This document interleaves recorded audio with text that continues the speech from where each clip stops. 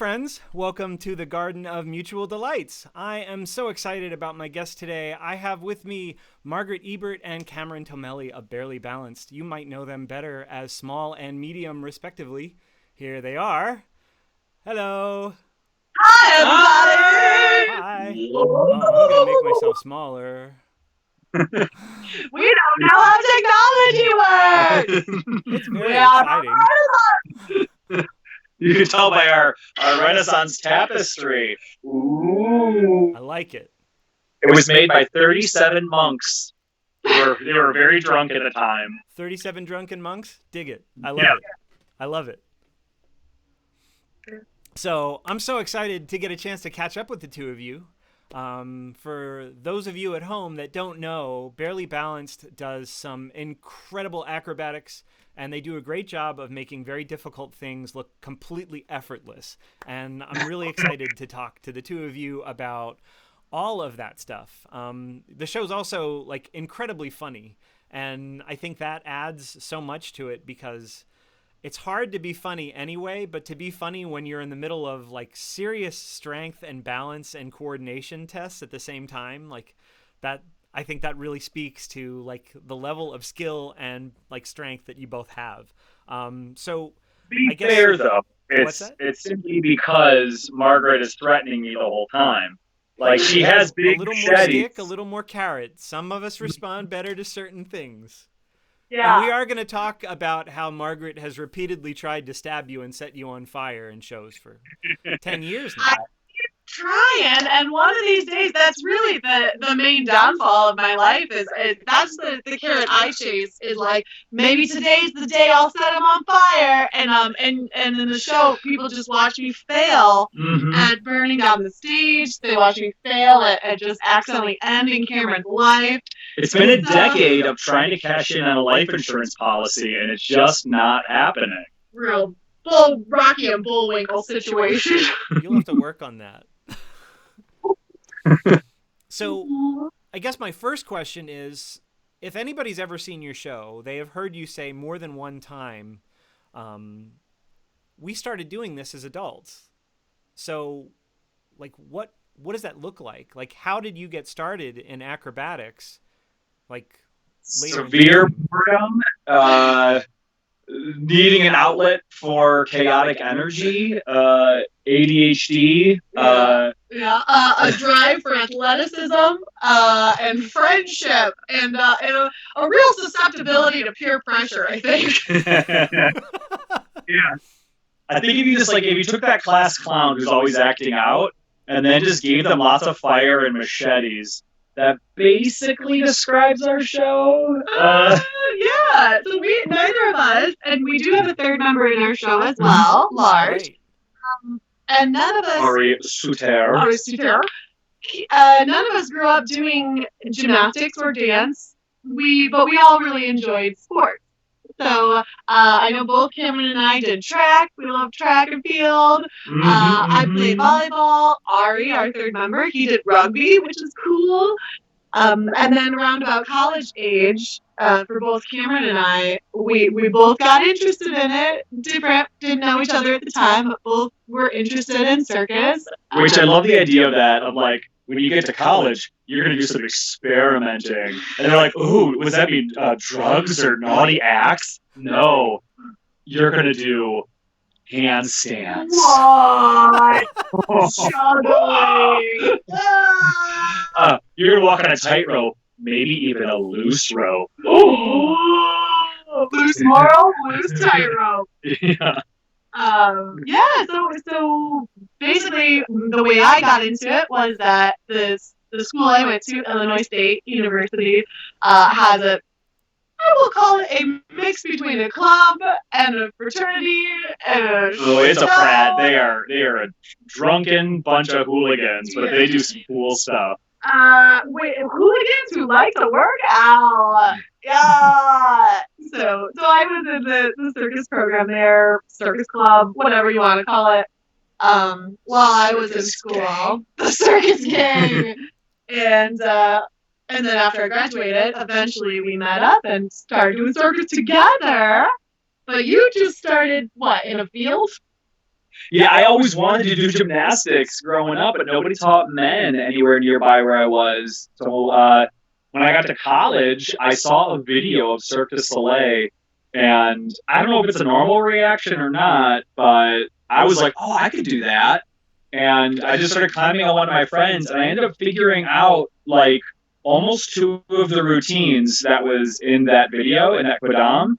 So it's like, oh, maybe I can do this stuff. And we didn't like have any sort of like trainers or even crash pads. We would just look for a spot where they hadn't mowed for a long time and the grass was real springy. And so like the first times I did like flips and stuff, I was just like on a hill with tall grass. And if I messed up, the grass would kind of cushion me, but mostly my like young, rich cartilage would absorb it. So yeah, it all just grew out of me just climbing on friends and figuring things out and freaking out all the professors at the school.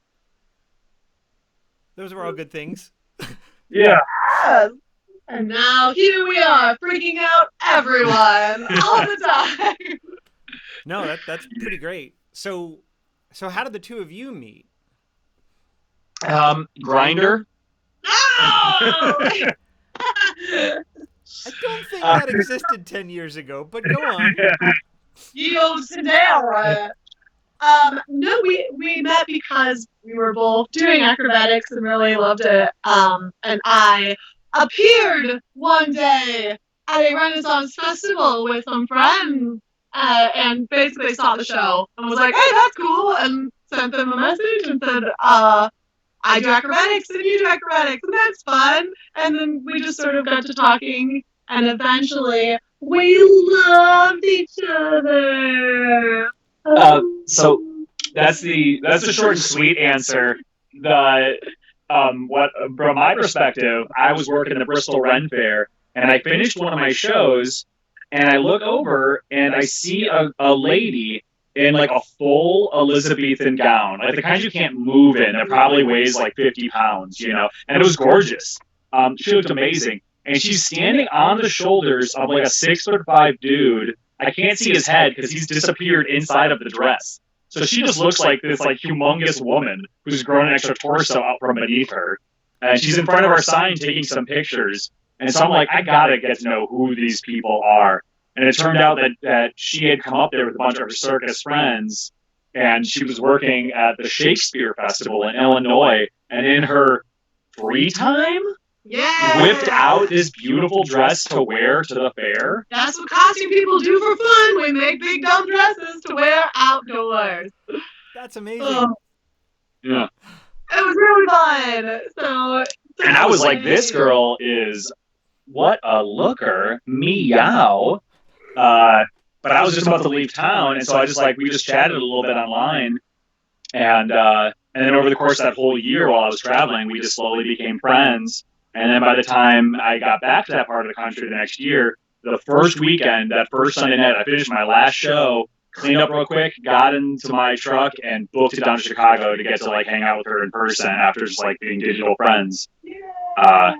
It was really fun. And we got to recreate the picture where I'm like standing on my friend's shoulders. Shout out Kevin Goss! I got to recreate that photo at our wedding where Cameron stood on the shoulders of Large and I stood on my friend's shoulders. And then we made out with our faces and freaked out all of our relatives. Awesome. It was cute, like a bunk bed. Yeah. That's cool. Well, I wasn't necessarily going to jump to this just yet, but it is something that I really wanted to ask about. So I was going to ask about costuming, and I didn't realize that that was something that you were doing before Barely Balanced, Margie. So Yeah. One of the things I have loved about your Patreon is seeing you designing and creating Ari's current costume. And it's been really cool kind of seeing the trial and error and the way that you think about that. But can you talk a little bit about like how you got into costuming and like that's definitely, I think one of the things that definitely stands out for me about Barely Balanced is not just the act, but you guys look great in the costumes that you design, and like they're very distinctive and they're very eye-catching. So can you talk a little bit about how you got into costuming in the first place? Sweet. Oh my goodness. Let's roll back the tape many, many years. There was this fellow named Rumpelstiltskin. She was locked up. I was locked up sewing for the king. No, I really always loved fashion growing up. Even as a kid, like one of my earliest memories was pointing to a sweater in a store and being like, "That's the one. That's the one for me." And just really always enjoyed thinking about what I was wearing and fashion. And my mom helped me make my homecoming dresses in high school. Just my grandma was a home ec teacher her whole career. So it just the crafting runs in my family pretty good. So when I went to college, I actually have a bachelor's degree. Yep, 4-year college degree in costume design for theater. So that was my major. So while I was doing my major, going to the shop and working on productions, I was also going to circus at night and going to practice. So I like to think of it as a double major. So I was very busy all the time, and it was so fun.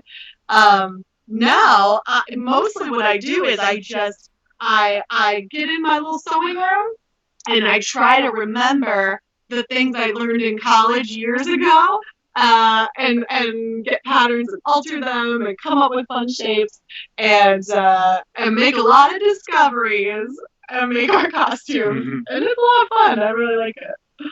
Yeah, that's so cool. It's really nice to be able to actually use my degree, even though it's not my full-time profession. Like, I do feel like I'm using everything I learned still, which there's so many people that cannot say that. Truth, yeah. Same.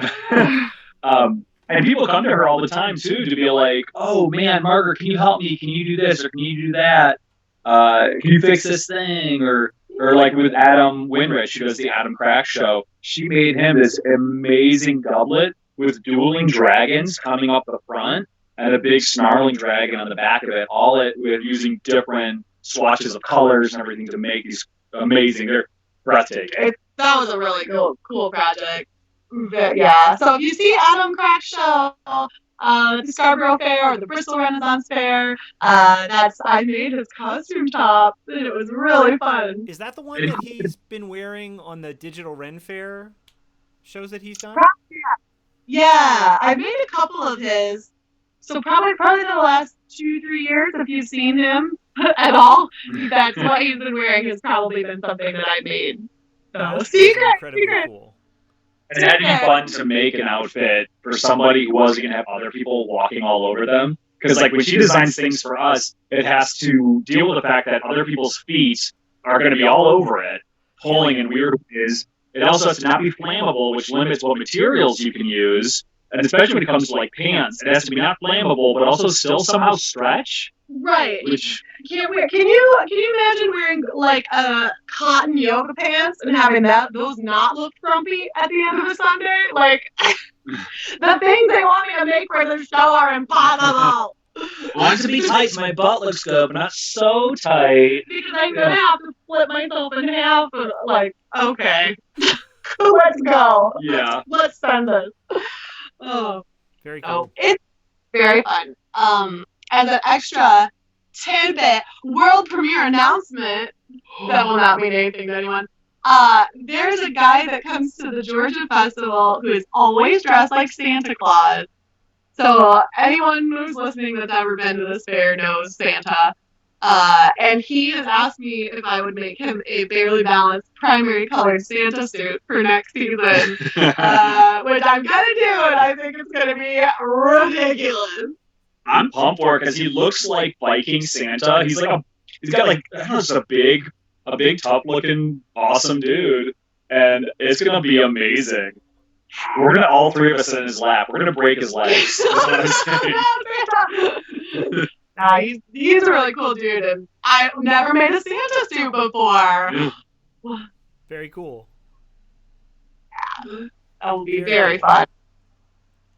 So, one of the things that I've been kind of teasing out in a lot of other episodes of Garden of Mutual Delights is this idea that especially with performers, there's so much that goes into the creation of even like a half-hour show that like what people like the patrons actually see is like the tip of a huge iceberg, but there's so much that's like within it, right? And like we've kind of talked about that a little bit with how much you put into costuming, Margie, but I also know that you both put a lot of time into actually designing your shows, like both the timing and like the pacing and like it's not, I know there's a strong improv quality with like how you're interacting with the audience, but there are certain jokes that are in certain places. Can you talk a little bit about like how you design the shows, like how you work with that maybe? Or Yeah, Cameron is like a formula. You're good at it. We just come up with ideas, and then Cameron goes, "Okay, here are the words we should actually turn into a sentence." So often, you are the king of figuring out what will actually read really good on stage. We're such a weird environment. I feel like anybody who's been to a Ren Fair knows that the place is like it's fun, but it's really loud. More than likely, you're gonna get overheated. You might get a little drunker than you thought you were gonna. You might be going, "Where's the bathroom?" Like, there's any number of things that can be going on inside of an audience member's mind or body. So they're so distracted. And so what goes into a successful Ren Fair show is not only does it need to be fun, but it has to be so fun that it's going to hold them through all those distractions. And maybe be worth sitting down in the sun on a hot day, to watch. So for us, it's almost like a metronome. Like we try to have them either laughing or applauding every 10 seconds for 35 minutes straight. Yeah. Which sounds weird to say, but that's kind of what needs to happen for the attention spans to be held. With all the, you got a screaming baby over here and a drunken person passing out over here. You got to really focus them in. So that being said, though, it is super fun to figure out like what's going to punch, like what makes the bit, what makes the routine weird, sexy, what turns it on its ear, what hooks people and pulls them in, what makes it different. And that's the thing I would say we spend the most time on, because we'll work skills a bunch, but then how we actually present it to a crowd is usually like embracing all the awkwardness, like the exact opposite of most circus acts. They want to hit the trick and make it real clean. They'll pop up, they'll hold it for 5 to 7 seconds, come down, do their next thing. For us, we want to show them every step of the process and make it real awkward, crack jokes, mess with each other, poke each other, like really show the human quality behind the stunt. Yeah. Yeah. There's some jokes that we write and we're like, oh, this is so funny. Like, we love this tangent, but it's too long, right? Like, yeah. We found that for us in different comedy, of course, people find ways to make it all work for themselves. For us, if we stand too long without physically doing something, we lose them. So there's some joke tangents where like, man, we need to wrap this up. It's funny, we love it, but they're never going to stick with us for the 2 minutes we want this bit to be. We gotta, can we crack these jokes while we walk on each other, while we get juggling clubs ready? Like, how much of a full experience can we create with what we have? Yeah.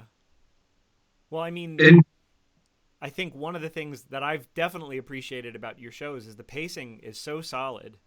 And I really wasn't thinking in terms of like applauding or laughing like every 10 seconds, but at the end of a half hour or 35-minute show, it doesn't feel like it's been a half hour or 35 minutes, which I think that's a really great sign that the pacing is like spot on.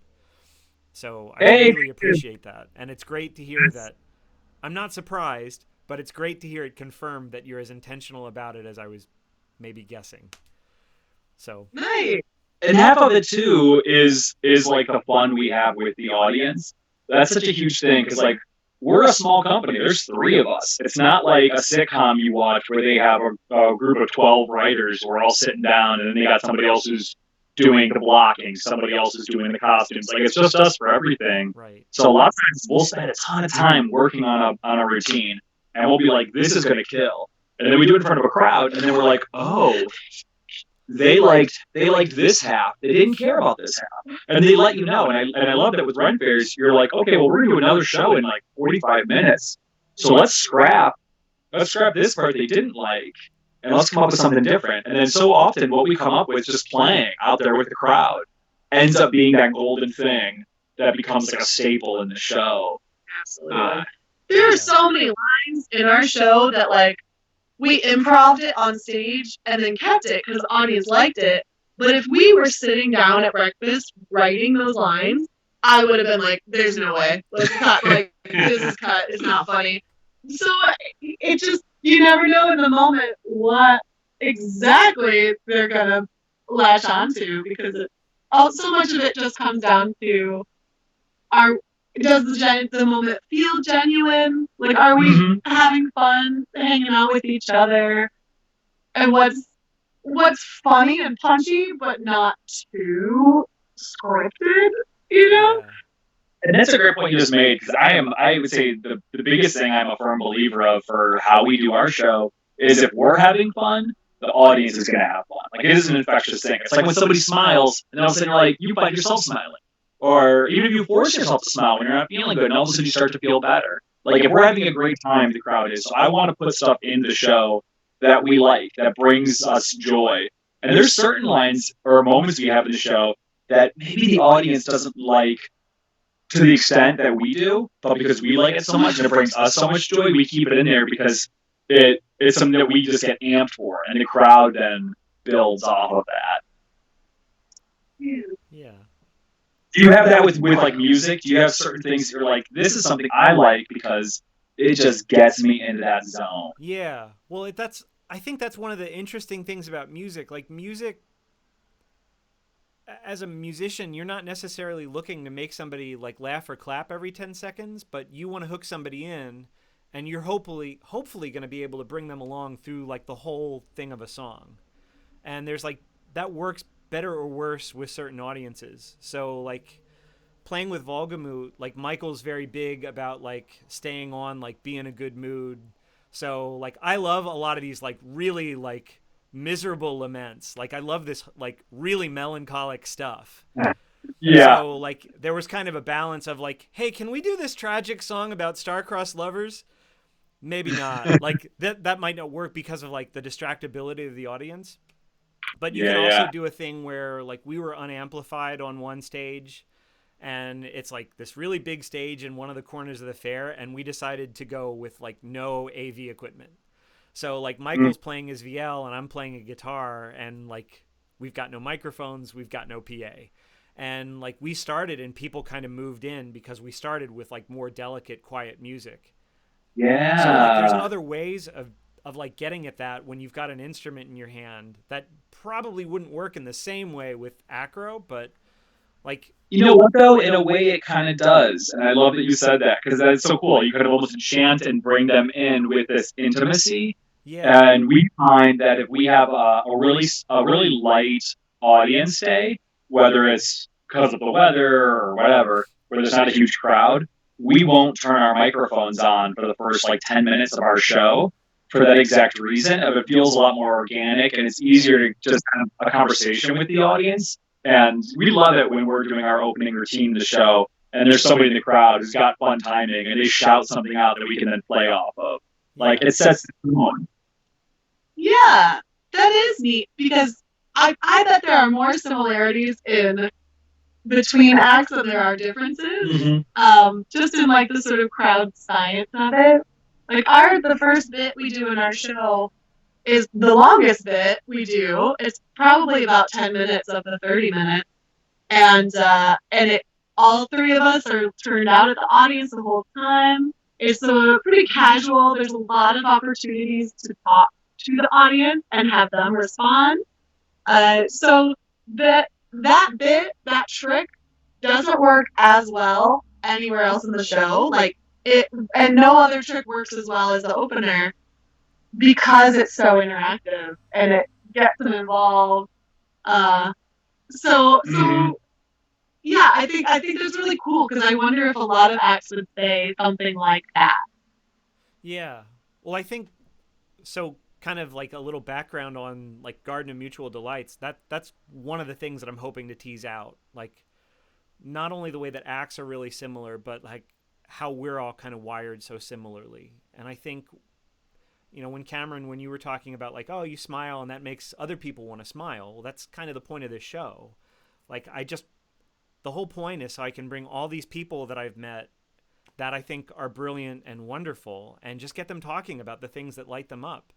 Because like even if somebody's not into the same things, like I think that's really powerful. And after the last few years, like it's really easy to like see what we're upset about or what we're maybe not happy about, but to get people sharing in their like mutual joys and delights, that's really special. And I think that builds a lot in like a really short time.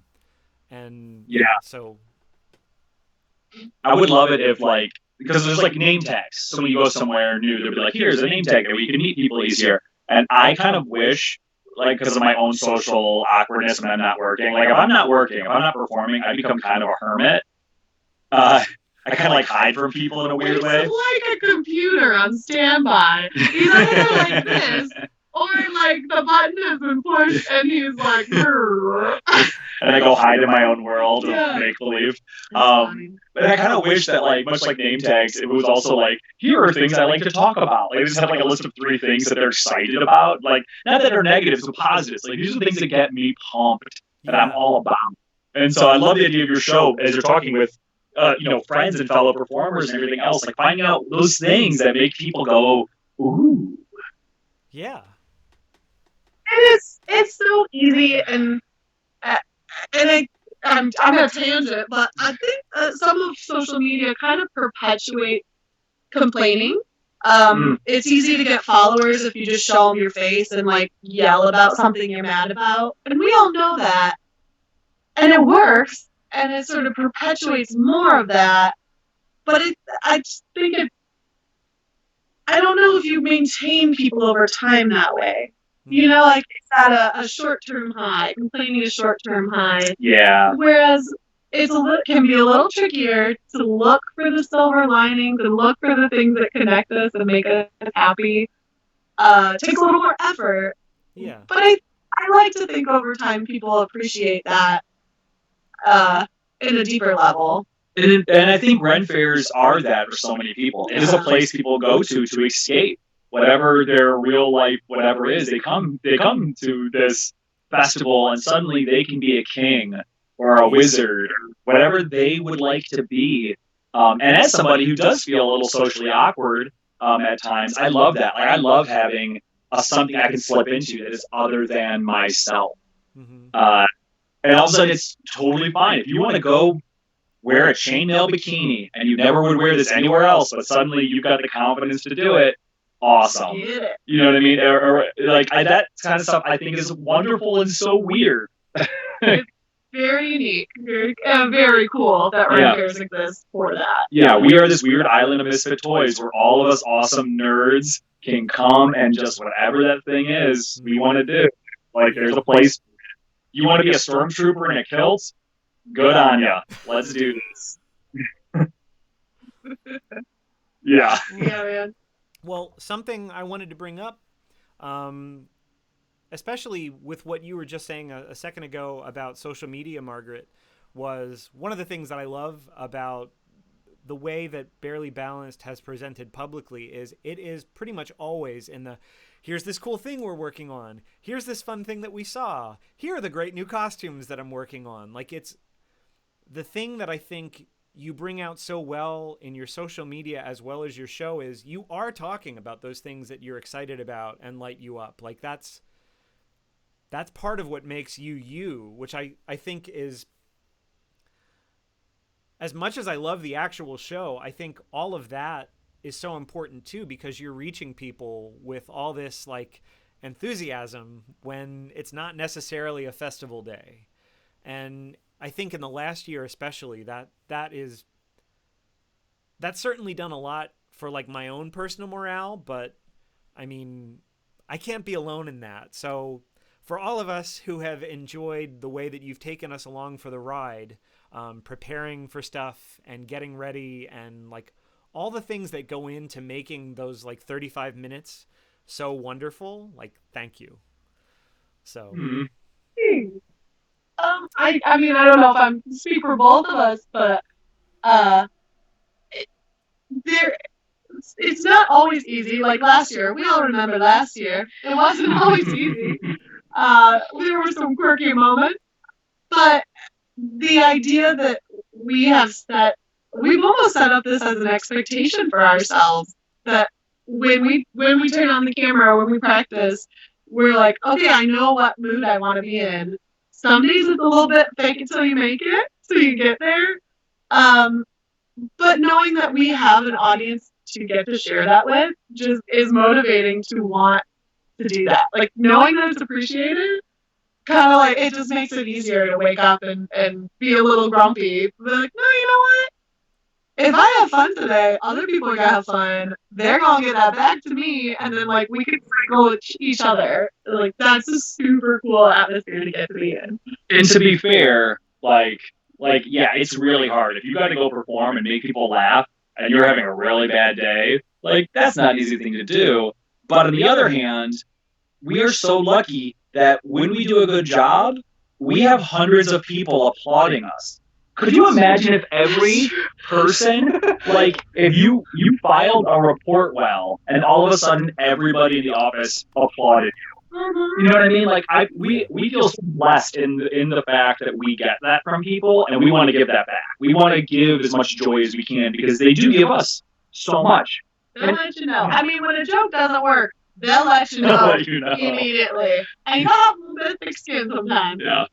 But like that is insane. Like, can you imagine any other job where you literally just go out, you do your job, a job you already like, and then people like immediately don't just be like, oh, good job, but like are amped. They're like excited to tell you that they like you. Yeah. That's insane. And it's addictive. It really is. Like that wonderful energy is something that I would say over the quarantine was the thing that I really missed the most was that sharing, that we give this out, they give this back, we have this relationship, is like this wonderful, amazing thing. It's pretty cool. Yeah. I don't know how we got here, but good job, Cameron, for starting it. Who knew we'd be where we are now? But I think that's also the main reason why we like to change our shows so much. Why we every year like getting different new things in there is because it's so fun to get that also that really freshness of surprising a crowd, wowing a crowd, giving them something they weren't maybe expecting. As like a little present, like, yeah, here you go. I wrapped this. Throw them off their feet, onto their feet, trick them. We're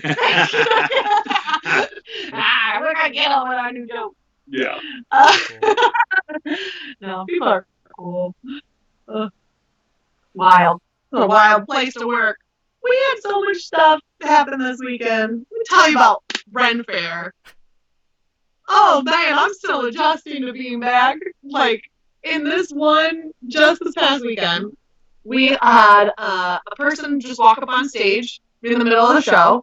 Well, to be fair, it was a young autistic kid who had basically just escaped his parents, just having a lot of fun and just really wanted to be on stage. Yeah. And it was nice to know that like we aren't held.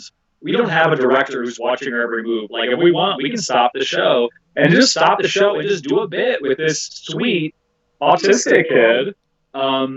Until his parents could kind of get him corralled, but the crowd had fun with it, and then we got to have multiple people come up afterwards to be like, "Oh, hey, my cousin's autistic. Thank you for doing that." Like, well, you just never know what's gonna happen. And then the next day, we had a guy that was so drunk that and we deal with a lot of drunk people. Like I'm looking at you, Wisconsin people. People who will like get drunk and fist fight, not realizing they're rolling into the edge of our audience. People who get drunk and pass out. We have to stop the show because they need medical. Because EMTs are coming in to carry them off. There are other moments where that's happening, but you're like, look at me over here, ignore them. So like, it's insane. And Sunday we had a guy who we had this like very rare occasion that happens, but we had to stop the show, like to the point where Cameron had to help him walk out of the audience because he like couldn't really walk on his own. And you're it's just chaos. It's just an insane rodeo, and you never know what's gonna happen. Holy moly, this job is weird. But that's also some of the fun of it. And I think you would say similarly that the variety is the spice of life. And so even though, let's say we are going to do a show and we're like, okay, all of this part is going to be scripted. And then this part, we got wiggle room to play and do all of this. But we never know. We get a group of a couple of hundred random people together. You don't know what you're going to get. And you get those fun, chaotic moments. Yeah. Well, I think that's part of what makes the Ren Fair such a safe place for so many of us, right? I mean, it's not. We know that if the performers have really like done their work right, they'll be able to respond well if things go a little bit strange in the audience. And even if somebody's maybe like doing something that in most cases might be seen as inappropriate, like you can take care of everybody and make sure everybody's safe, even the person that's maybe acting out, right? Like somebody's having too much to drink and they're a little aggressive. Like I have seen performers at Ren Fair handle that situation so brilliantly. So like security never had to get called, nobody got hurt, everybody leaves, and like the whole situation, it's almost like a kind of alchemy. Like the whole situation gets completely transmuted into something that's like so much better than what it would have been in almost any other situation. And it makes it in a weird way special for the audience. Like when we talk to fans who've been fans of us for a long time, the things they almost always bring up is when they were at the show where X, Y, or Z weird thing happened. You know, like those are those special magic moments where if you're on, you're on. And it can really be the thing that made the day for someone when they're like, oh my gosh, you see when so-and-so recovered because somebody ran up on stage and peed themselves.